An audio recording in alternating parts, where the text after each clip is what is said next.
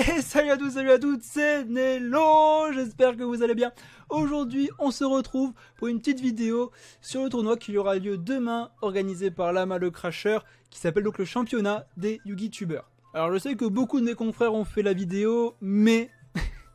comment dire, mais je vais clairement poser mes couilles sur la table, je vais vous révéler mes 3 decklists. Mais avant, je vais quand même vous montrer un peu l'arbre et vous montrer les participants, même si je pense que vous le savez déjà, vu si vous avez regardé les vidéos de mes confrères. Dans la poule A, il y a donc Greg, French TCG, Alex Yuki, Jean-Tony, Lama le Crasher et moi-même. Tandis que dans la poule B, il y a Dragon Blanc 57, Obscurity, Team Legacy, Drago C7, Team Xseed, Dark Magician.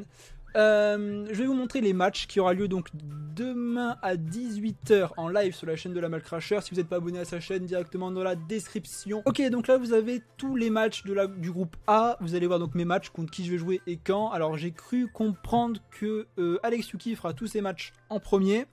C'est-à-dire que je vais jouer en premier, c'est ce que je viens de voir.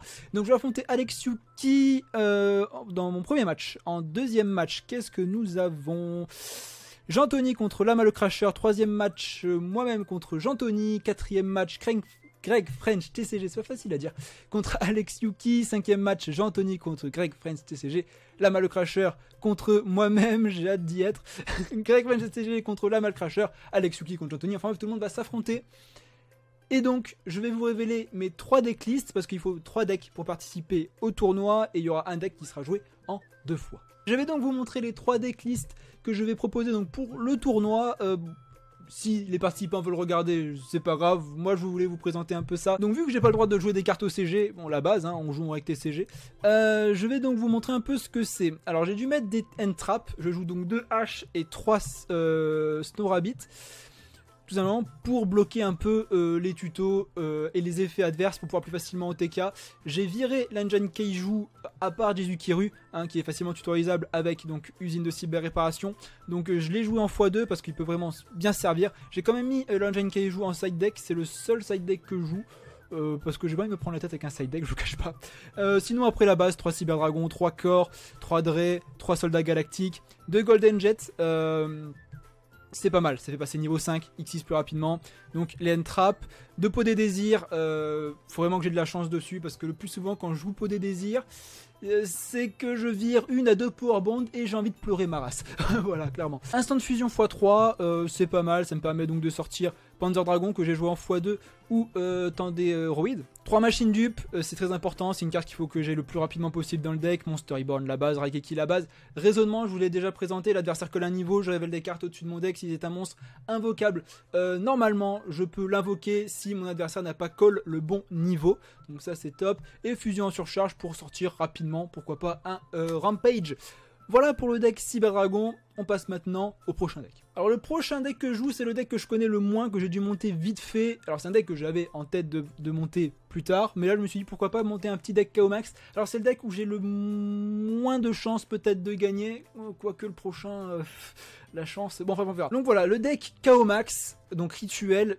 C'est un deck que j'aime bien parce que c'est un deck plus ou moins OTK dans le système, hein, KO Max qui double les dommages perçants, donc ça c'est top. 3 alternatifs, 3 Blue Eyes. On joue quand même des End Trap, Veiler, Ash Blossom. Et je joue donc 44 cartes dans le deck. C'est vrai que moi j'aime bien tourner à 40, hein, c'est mieux, c'est le plus opti.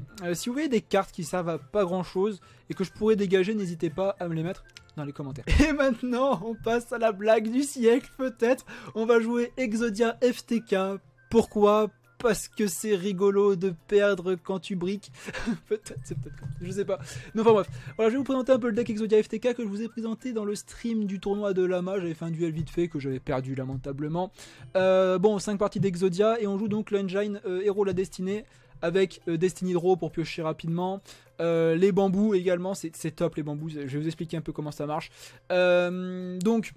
3 maîtres de l'effroi, 3 bibliothèques magiques, 3 plasmas, 3 dogmas. Donc ensuite on joue épée de bambou maudit. Alors c'est pas mal cette carte, c'est la carte que vous allez cibler avec objet de sacrifice inutile tout simplement. Parce qu'une fois qu'elle est envoyée au cimetière, ça vous permet de tutoriser par exemple le golden bambou qui permet de piocher 2 si vous avez la carte d'équipement bambou attachée par exemple que à bibliothèque magique, hein, parce que y a que ça commence à équiper. Transaction pour virer des monstres de niveau 8, après c'est que des cartes de pioche, et donc Into the Void, c'est la carte qui va peut-être me tuer.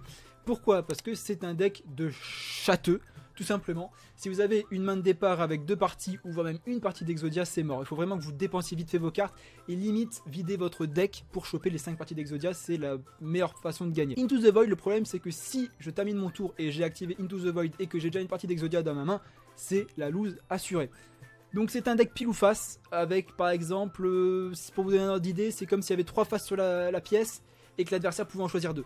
Donc voilà, je vous ai présenté mes 3 decks, on se retrouve demain pour le tournoi, on va voir ce qu'on peut faire, mais bon j'y vais les mains dans les poches, hein, clairement. Donc si vous voulez faire des petites modifications sur le deck, je vous lirai avec plaisir, pourquoi pas faire des petites modifs. Donc je vous dis à demain pour le tournoi, prenez soin de vous, salut salut.